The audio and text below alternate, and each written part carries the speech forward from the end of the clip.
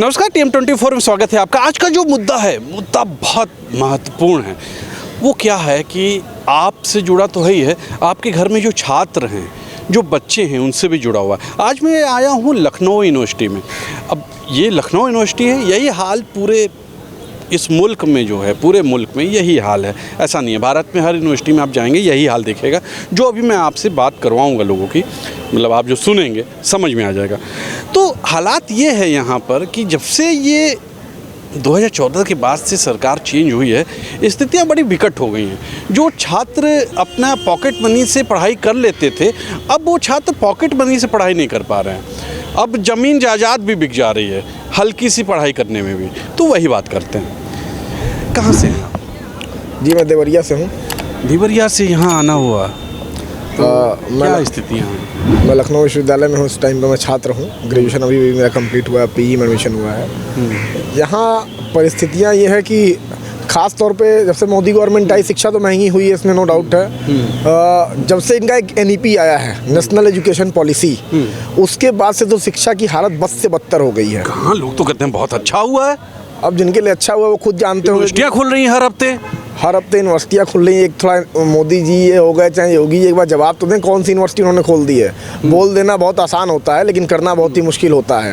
हर हफ्ते यूनिवर्सिटी, कौन सी यूनिवर्सिटी उन्होंने खोल दी। फिर से उसी पे जो आप बोल रहे थे, क्या हो गया फिर?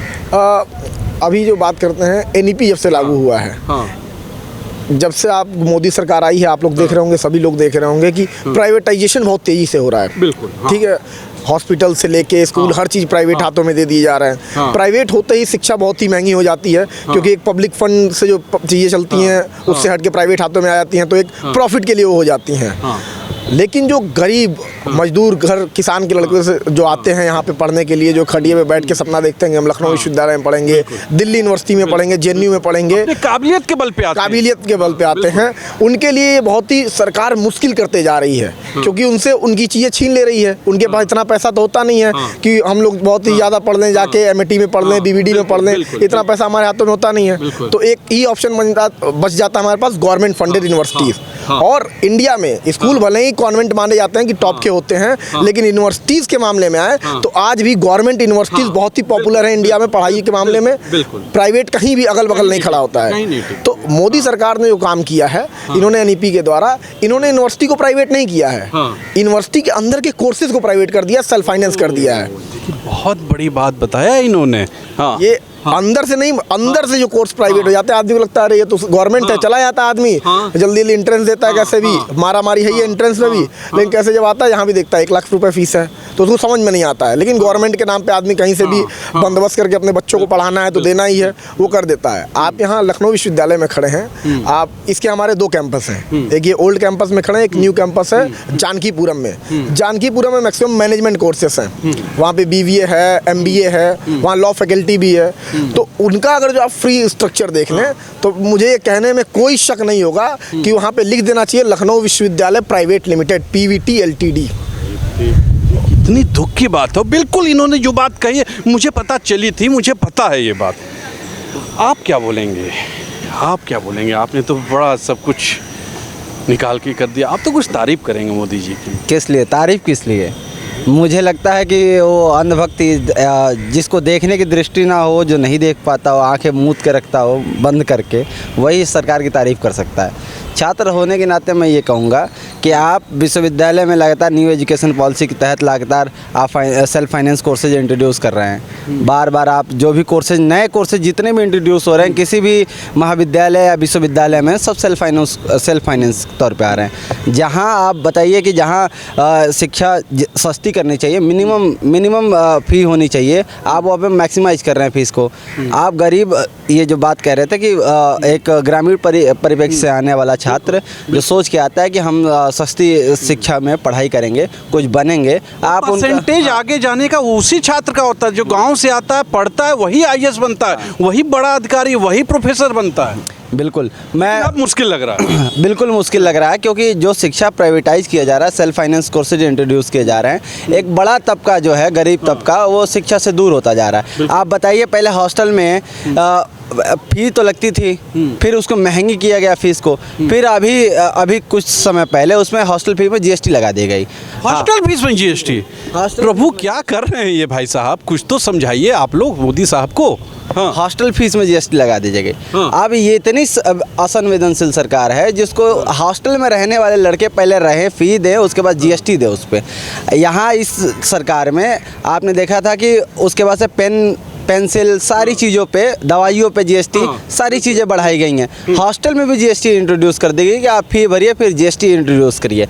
आप देखिए कि जो भी लड़का यहाँ पे पढ़ने आ रहा है वो पढ़े, फीस भरे। आप जितने सेल्फ फाइनेंस कोर्सेज आ रहे हैं उसको देखिए, यहाँ मुश्किल से पहले 3,000 4,000 फीस होती थी, आज बढ़ा के उसको 11-12 कर रहे हैं बीए की। उसके बाद से जो नए सेल्फ फाइनेंस कोर्सेज आ रहे हैं, इंट्रोड्यूस कहते हैं कि ये आप करके आइए रोजगार करने के लिए, स्वरोजगार करने के लिए, या कोई ऐसा कोर्स जैसे मान लीजिए कि पत्रकारिता हो गई है, तो ये इसके रेट बढ़ चुके हैं फीस। बिल्कुल बिल्कुल। अभी मैं कह रहा हूँ 35,000 40,000। MBA अगर जो आप सुन लेंगे, MBA की 6 महीने की जो फीस है लखनऊ विश्वविद्यालय की 86,000 रुपये पर सेमेस्टर।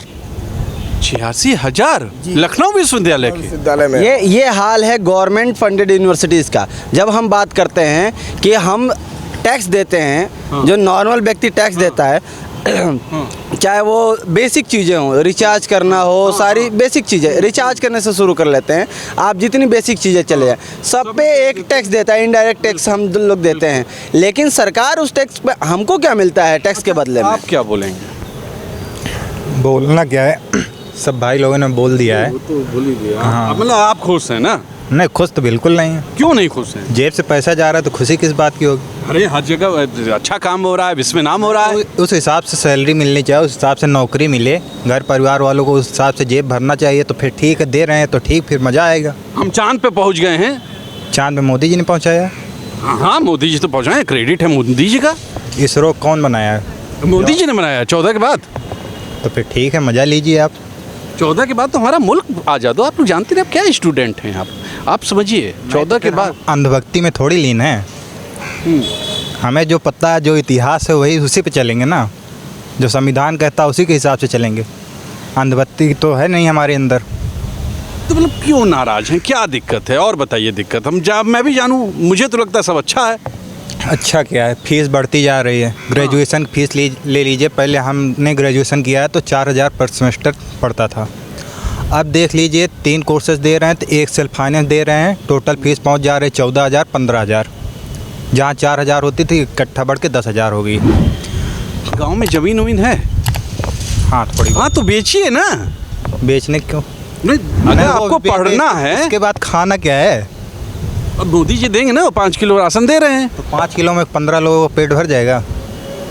5 किलो पे मैं कुछ कहना चाहूँगा। हाँ, बताइए। आपने कहा कि 5 किलो मोदी जी दे रहे हैं। हाँ। तो पहले की सरकारों को बहुत महंगाई गिनाते थे मोदी जी। हाँ। कहते थे सरकार कान पकड़ रही है। हाँ। तो पहले की सरकार मान लीजिए ऐसे कान पकड़ती थी, मोदी जी ऐसे कान पकड़ते हैं ये। ठीक है, 5 किलो उन्होंने राशन दिया। हाँ। कितने रुपए के गैस पे पका रहा है आदमी? सस्ता हुआ ना, 200 रुपये सस्ता किए। 200 रुपये सस्ता किए। हाँ। अब मतलब कि ये है कि हम कोई 10 कोड़े खा रहा हो, हम कहें कि हम 100 कोड़े मारेंगे, बाद में कह रहे बेचारा 20 कोड़े माफ़ कर दो, तो 80 पे लाते हैं वहाँ पे। एकदम सेम हाल है सरकार का। और सीधी सी आपको बात बताएं, जो इनका रिफाइन हो गया, तेल हो गया, इन्होंने 5 किलो राशन फ्री दे दिया, 1200 रुपये गैस पे पकवा रहे हैं, 200 रुपये लीटर तेल में पकौड़े छनवा रहे हैं, उसको रोज़गार बता दे रहे हैं। ये सरकार की नीति बहुत ही घटिया है। और जो आपने अभी एक बात कहा कि 2014 के बाद आज़ादी मिली है, कोई शक नहीं है। जो लोग कहते हैं कि उन्हें 2014 के बाद आज़ादी मिली है, वो कहते हैं कि उन्हें 2014 के बाद असली बाप मिला है उनका, मोदी। ये युवा हैं, देख लीजिए। एक बात तो जान लीजिए, आप भ्रमित कर सकते हैं। ये जो आपका सोशल मीडिया है, जो आपका IT सेल है, वो लोगों को भ्रमित कर रहा है, कर सकते, लेकिन ऐसे युवाओं को नहीं कर सकते जो पढ़े लिखे हैं। गौर कीजिएगा। आज के लिए इतना ही। कैमरा पर्सन विक्की विश्वकर्मा के साथ तुषार शर्मा का नमस्कार। सोचिएगा, पढ़े लिखों को आप भ्रमित नहीं कर पाएंगे। नमस्कार।